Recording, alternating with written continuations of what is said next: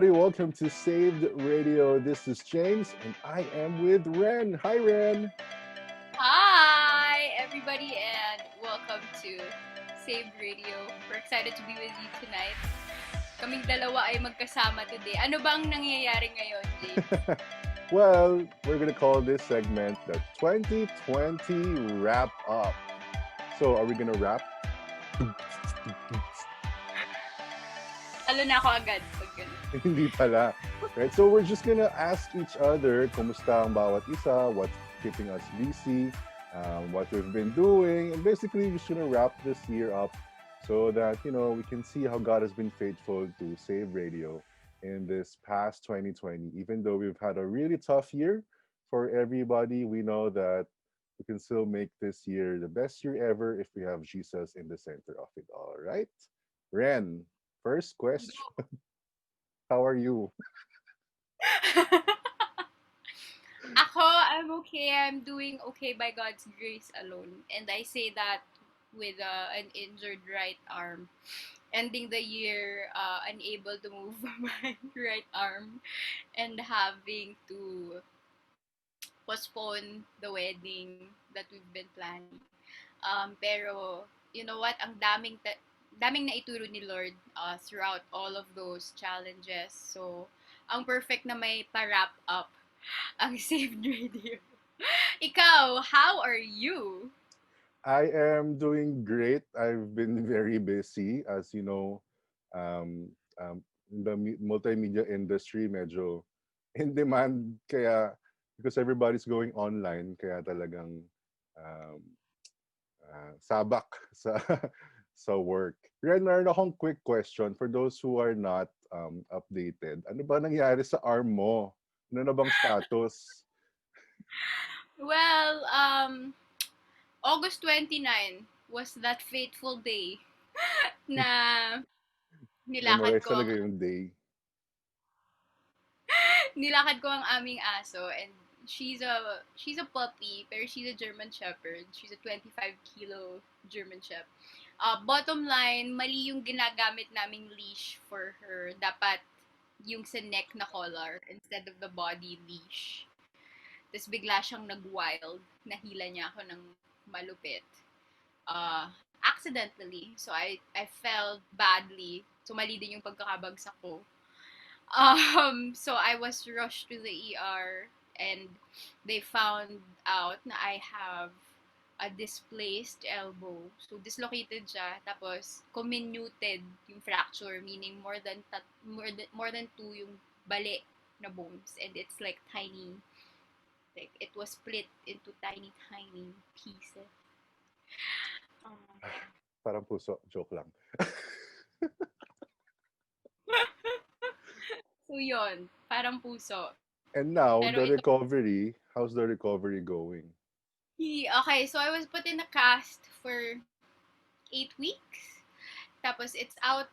The cast has been taken off now. I'm doing rehab. So it's just really been a physically painful and mentally and emotionally challenging ride. Kasi iba yung pain. So iba yung pain nung bali siya, tapos iba yung pain nung naka-cast pa siya, tapos hindi ako makagalaw, tapos limited yung movement ko. I could only use my left hand. And then iba rin yung pain of going through rehab now. Kasi stiff yung shoulders and yung hand and wrist ko. So, yeah, that's really just like what's been going on with me Mm-hmm. since August. Trying my best by the grace of God to keep going Yeah. amidst this kind of pain. Mm. Parang ano, no, like, the small movements, are you able to do those? Or Yeah, masakit? ngayon masakit, pero may nagagawa na ako. So I remember the first time I was able to move my hand again. I cried like a Oh. little baby.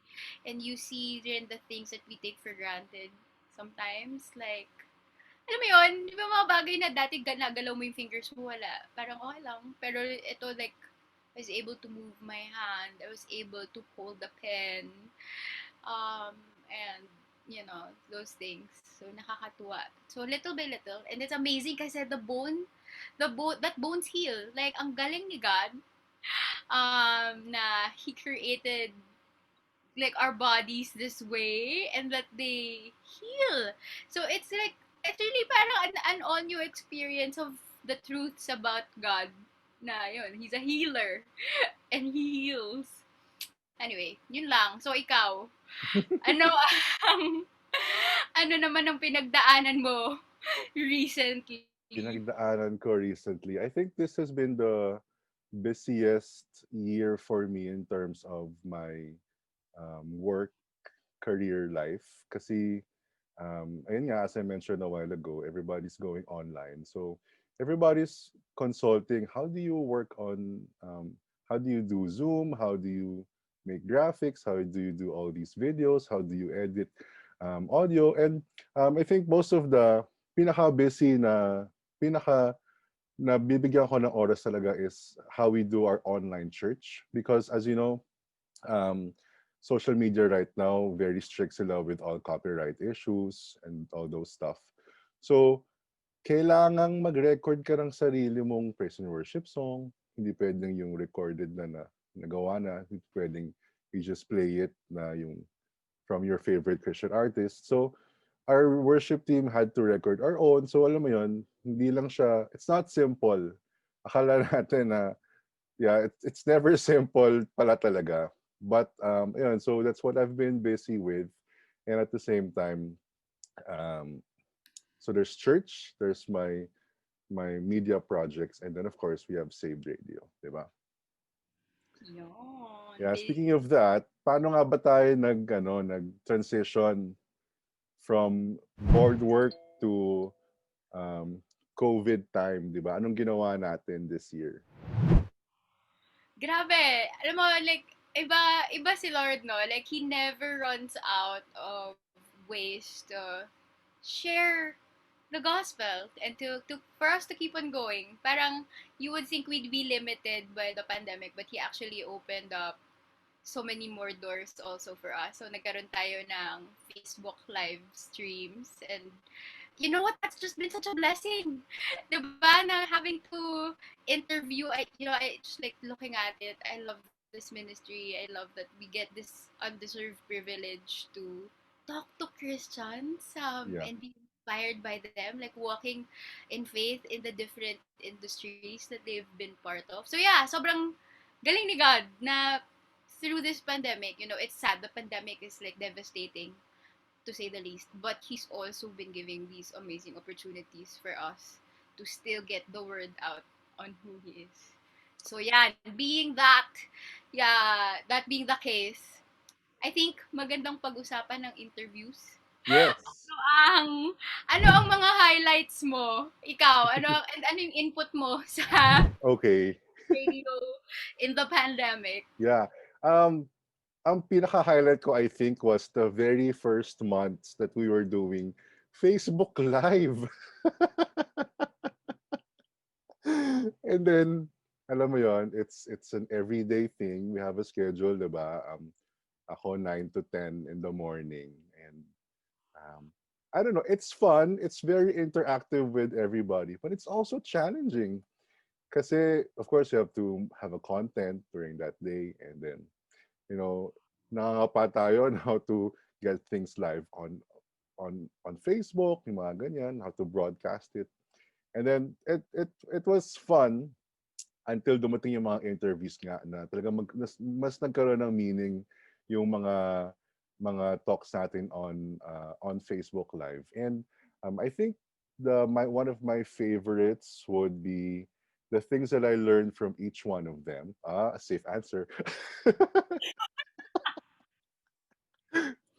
Pero I don't have a favorite siguro kasi nga syempre bawal tayo magkaroon ng favorite. So or I can say it's a big privilege to get to talk to regular folks that we know and also those who are in very influential positions, right? Like I was able to talk to Mr. Francis Kong and I learned so many things from him.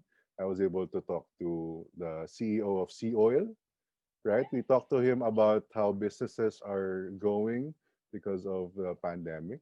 Um, and I talked to regular folks din naman that, they have their regular struggles in life. Like for example, for guys, mas talamak ang, di ba, ang struggles with lust and pornography. And we were able to talk to somebody who was able to overcome that through the help of God in his life. Ikaw, favorites mo or highlights pala rather. Ang galing. Ang ganda ng mga sagot. You know what?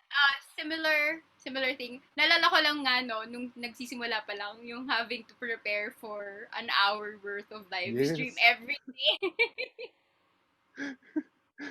Kasi wala tayong, like, grabe, walang break na magpapatugtog ka muna ng, Yeah. ng kanta, breather, ganyan. But it kept me on my toes. And like, that was the time na parang I was really like, before I started the live stream, like, Lord, I really need time with you. Kasi, what in the world will I say? So, parang it really kept me on my toes and it kept me dependent on the Lord. So I guess that's like the highlight on that first month that we were doing that. And then yeah, yung interviews, grabe, same thoughts na, different celebrities and different influencers in different industries and even regular people when it comes to ministry ganyan. But yun nga like while you were talking, ang ganda na just like getting to interview, having the privilege to interview people from all walks of life. You see it's the same God at work and na walang big or small people in his economy, wherever he's put us. Diba? That's where we're supposed to be faithful and we can shine a light there. Kasi it's the same passion, it's the same kind of passion for the Lord.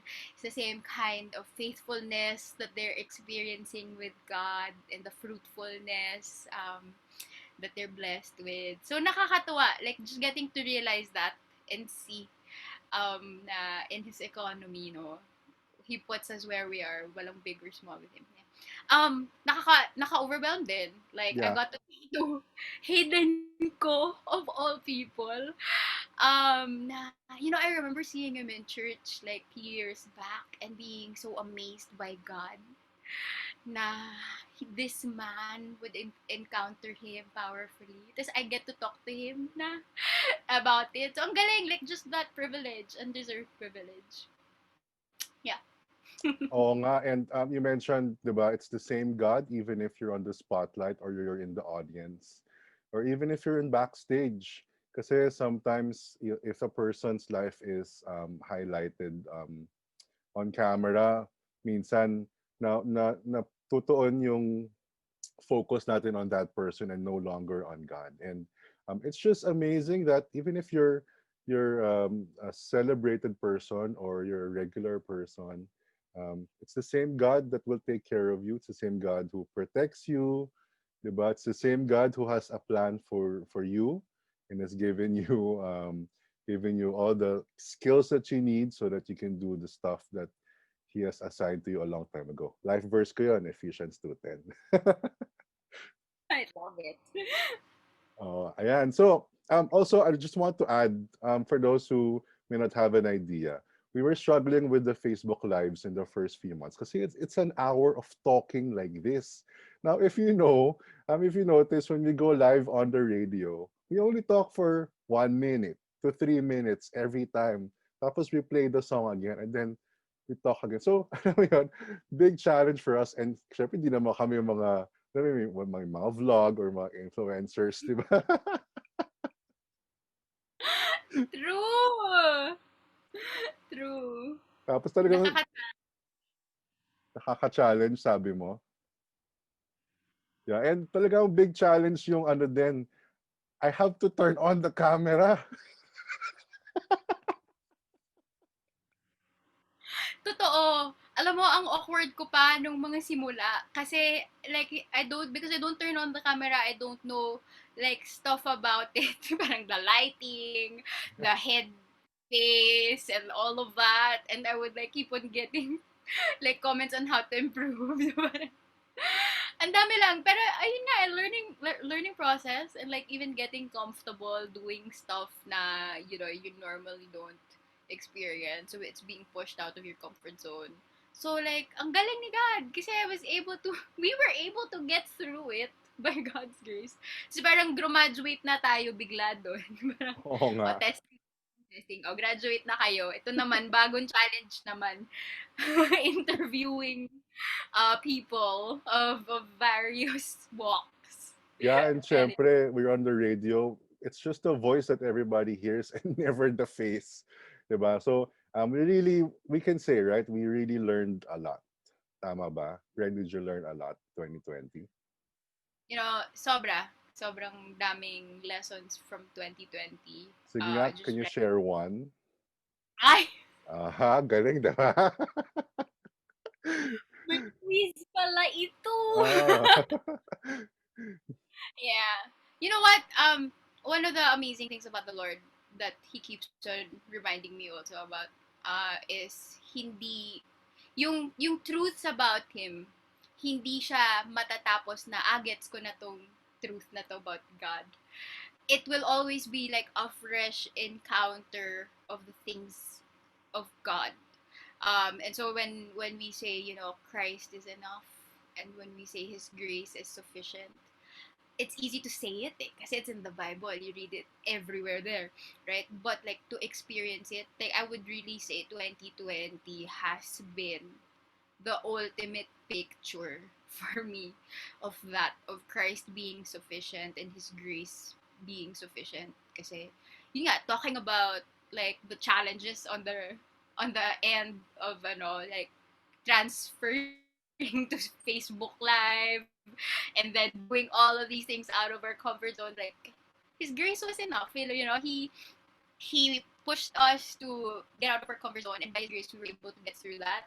But also like my personal life, parang grabe. Ako like personally, James, you know how it began. February I got engaged. And di ba? And we had like that road to the wedding, the October wedding. And then biglang pandemic happened, and our funds got hit, pay cuts happened, gigs got canceled because the fiance is a musician. Um, and then the injury happened, and like looking back, like I really would not know. And this is something na I pray it doesn't sound cliche to the listeners. Na really Christ is enough. And sometimes parang we keep on hearing it, we forget its meaning, and we have to encounter, and the Lord allows trials and setbacks for us to really take to heart what that means. And then we end up growing spiritually and loving God more for it, and witnessing who He truly is as we experience that. So yeah, hindi ko ma-imagine eh. Hindi ko ma-imagine pagdaanan yung 2020 nung wala akong Jesus. Yeah. Totoo lang, like, and being in this state of not having a functional right arm and not having enough funds for a wedding and having to push back the wedding further and further away. So kung wala akong Jesus, di ko alam saan napulutin. So really, Christ is enough. That's my main thing for 2020. How about you, kind sir? All right. So what I learned in 2020, may story yan. So, so 'di ba, the restrictions have made us na has limited every household na isa lang ang pwede lumabas to be able to buy the groceries, to be able to buy the essentials, right? So, I am the assigned person in our house. And of course, 'di ba, you find the best place that's suited for the best place na may yung maayos yung protocol, like it's not that big, it's not that crowded, it's an open, it's basta ganun, 'di ba? So here in our area, there is nearby small grocery store. All right. So they've adjusted na instead of going there, you can call ahead and then they'll prepare everything and then pick it up. So every time my mom calls ahead on that store, ang question is, meron ka bang ganyan? Meron ka ba? Okay, meron. Eh, wala. Ay, meron. Eh, wala. So sometimes we ask, meron ba silang ice cream? Ay, ma'am, wala po. So, yeah, meron ba silang chocolate? Ay, ma'am, wala po. So, what I learned is, kung anong meron, use it all for what you have and use it all for God, right? And on the spiritual side. Kasi sometimes we look for something that we don't have yet and then our eyes are focused on that. So yung mga meron tayo, what's in front of us, we neglect, we forget that, that's what we have in front of us, that's what God gave us right now. That's what we have to take care of right now. Because sometimes, like when I go to that store, I ask for, Ate, do you have a, kumari, salmon steak? Ah, di ba? Salmon steak. But then they'd say, sorry, walang delivery for this. Wala na akong magagawa eh, wala kang salmon steak eh, di ba? But then sometimes we get grumpy, we complain na, bakit wala, bakit wala? But then can being grumpy, can complaining do something about it? Wala, nothing really kasi walang delivery eh, di ba? So what I learned, sometimes in our lives, yung wala tayo, mas hinahanap natin kesa we focus our eyes on the things that we have, like the skills that we have, the talents that we have. Sometimes we don't use it for God, eh, diba? And ako, I'm scared. What if you don't use the talent that God gave you? Paano kung bawiin yan, diba? Paano kung you're a singer tapos mawalan ka ng boses? So, parang ang hirap talaga. Ang hirap talaga nun. Paano kung, diba, mga voice-over artist kayo tapos you don't use it for God? So, parang Um, ang sakit nun, for sure, kasi parang nasira yung identity mo. Diba? So that's what I learned for 2020. Ganda. Ang ganda. Ay, May metaphor pa ng pagbili yes. sa mini grocery store. Oo nga eh. Kaya very helpful nga talaga na, alam mo yon, ang dami nating pinagdaanan this year. And then if we open our eyes, ang dami dapat nating natutunan this year. Yes. Right? And ang ganda what you mentioned, like, looking at what's in front of us, no? Yung having an attitude of gratitude over what's been given rather than fixating kung ano yung wala. So, Yes. ganda. Yes. All right. So, looking ahead in the year 2021, what are your plans, Ren? And what can everybody expect from Save Radio kaya? Ganda. What are my plans? My plan is, well, by God's grace, kung kami ay matuloy na sana ikasal earlier pa, like early in the following year. Yeah, so getting married is a new chapter. And please, and this is something I ask for prayers also for the healing of my right arm. And I persevere kasi nakakapagod rin talaga going through it. It's mentally, physically, emotionally challenging. Pero by God's grace, to heal better so that my arm can move. Kahit hindi full range yet, just like at least functional. So yeah. What's up for Saved Radio? Super exciting times, no? Yes. I'm not sure kung may mga pwede na akong Wala tayong pwedeng sabihin. Actually, i-announcement eh. Pero of course, expect more of the best in Christian music.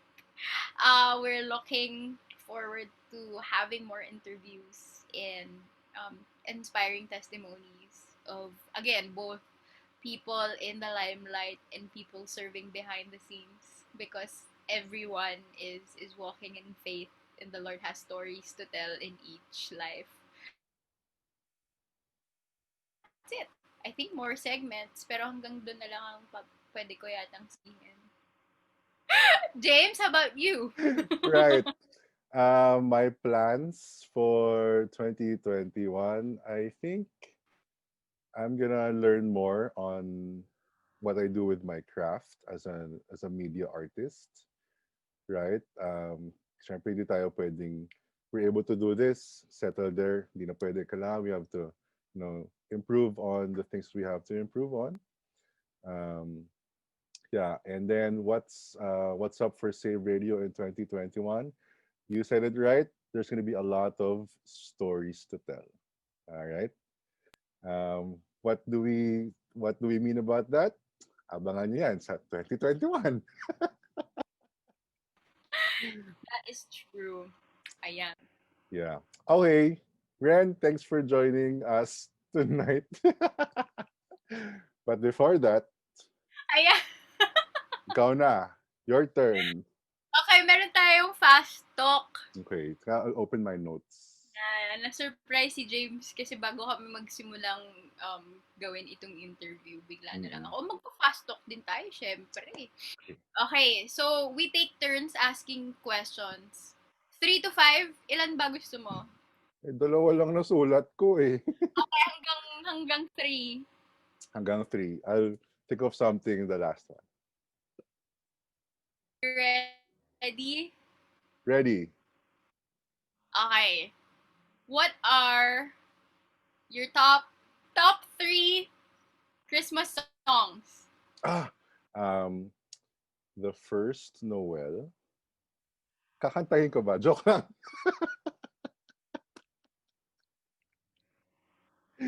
Optional. Optional. Wag na lang. Um, top 3 Chris. Okay. Alam mo, favorite ko talaga yung kay Chris Tomlin na He Shall Reign Forevermore. It's very majestic and pwede siyang pang production number sa church. And then, there's great joy when you sing with a lot of people yung mga regular Christmas carols like "Oh Come All Ye Faithful." Saka yung ano, 'di ba, yung "Oh Holy Night." But of course, we cannot have church gatherings anymore. So, sing na lang on your own. Yes, and get into the spirit of Christmas, 'di ba? Yes. Sasagutin ko rin ba 'yung tanong ko? Hindi na. Next question na. Kasi Ikaw alam na. mo na eh. Hindi Ikaw mo. nag-ready ka. Uy, hindi ako nag-ready. Tinype O ko lang sige. ngayon. O, what are your top 3 Christian songs? Christmas songs. Ano ba yan? Gusto ko rin yung "O Come All Ye Faithful." It's really nice.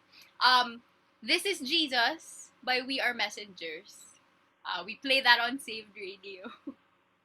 Tapos ito may daya. Kasi Hmm. hindi siya, tunog Christmas song siya, pero pwede mo siyang i-play kahit anong araw.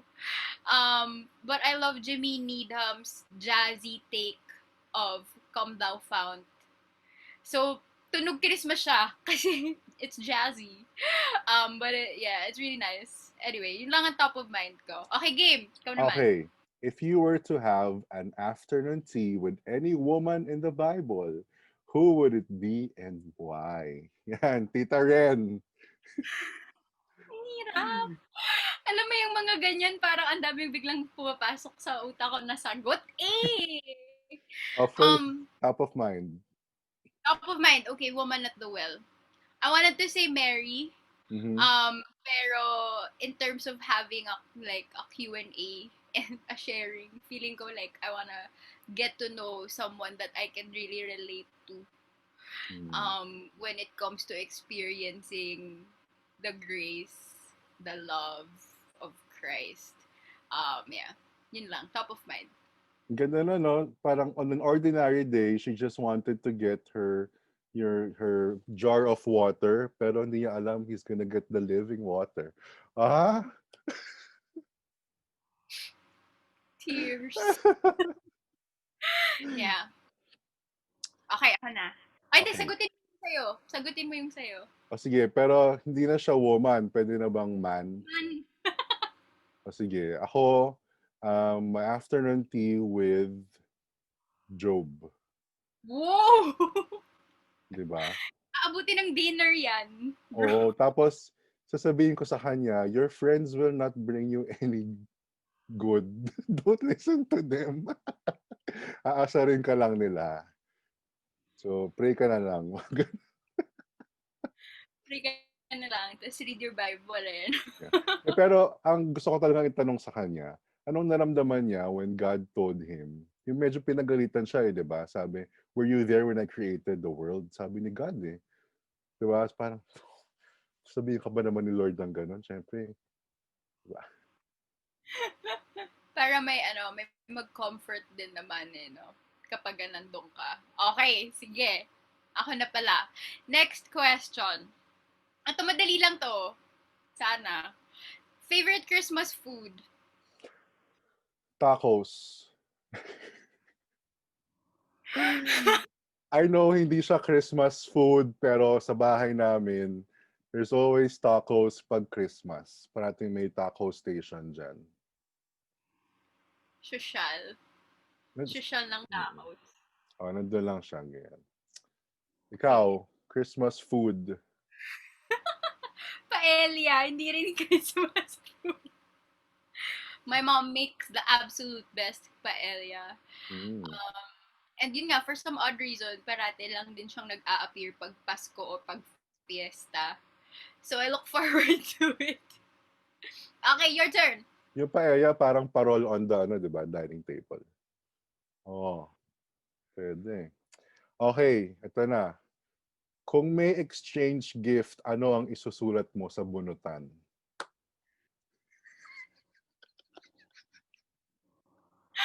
Exchange gift kahit ano at all. Oh, isusulat mo lang naman sa bunutan eh. Bahala naman sa makakabunot kung bibigay sa'yo. Ang hirap nito. Alak. Okay, Reformation Study Bible. Wow! Bakit? Okay. Ikaw. Ako, ano, naku, hindi ko pinaghandaan. Hindi ko alam na sasagot din ako. For me, nakabahan ako. Ba't ganun? Ang hirap pala lang ganito. Hindi, alam ko na. Um, um, oh no. Ang hirap kasi kapag you have already Jesus. Nox! Top of mind lang. Ako nga napilitang mag-isip kung ano ba talaga. Okay. Top of So, mind, gift certificate sa kainan. Yan. very good. Very Essential. practical. Very Essential. practical. Okay, ako last question for you. Go. Pumili eh. Meron kasi akong 5 nilista dito eh. What are your plans for Christmas Day? Nako, ano, I'll be managing the church Zoom like the whole day ata. Because I think there's a Christmas fellowship in the morning, I think. And then there's my family's relatives get together. Syempre on Zoom then. I think in the afternoon naman. I don't remember the schedule, pero yeah. And of course, I'm gonna eat on all the tacos at home. Yay! Ikaw, Alam mo ako, kaya ako din to natanong kasi gusto ko talaga makahingi ng ideas how to spend time like with family. Kasi tatlo lang kami. Me, my mom, and my dad. My lola kasi lives in another place and baka we put her at risk pa. So, I just want to spend time with my family. Thinking of cooking for them. Dapat surprise, pero in-announce ko na ngayon dito sa interview. Maybe watch a Christmas movie or two with them. And just really spend time. Spend time with them and spend time with the Lord for Christmas. Ayan. Ikaw na. Last question mo na. okay, top of mind question, kung ikaw ay isang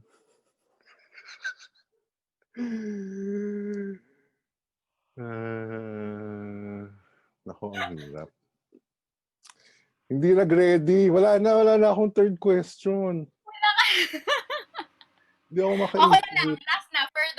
For the both of us. Okay, Since parating na ang bagong taon, what's your top New Year resolution? I'm gonna start writing more on my journal. Kasi parati lang siyang what I learned, prayer request, finished. Eh parang, na-feel ko parang one way kay God. So dapat meron ding, ano ba yun? So mas marami. Ganda. Ikaw. Ayan. Ako. Alam mo, ano to? Baka, ano rin, pagod na kayong marinig to from me. Pero to stay close to Christ. You know why? Kasi di ko talaga alam kung ano yung mangyayari sa 2021. So, I just really need to spend more time with Him para I can trust that whatever comes my way is in accordance with His plan. And I can keep on persevering no matter what. Yay! So that's it for us. Thank you for answering, James. Thanks for answering also, Ren. So, ayun, thank you guys for joining us in a quick wrap up of 2020 for Saved Radio. This is James. And my name is Ren, and we're greeting you a Merry Christmas from the Saved Radio family. And reminding you guys as well to keep on streaming Saved Radio via the Saved Radio app. It's free via via the Apple Play Store. The Apple App App Store and Store. Play Store.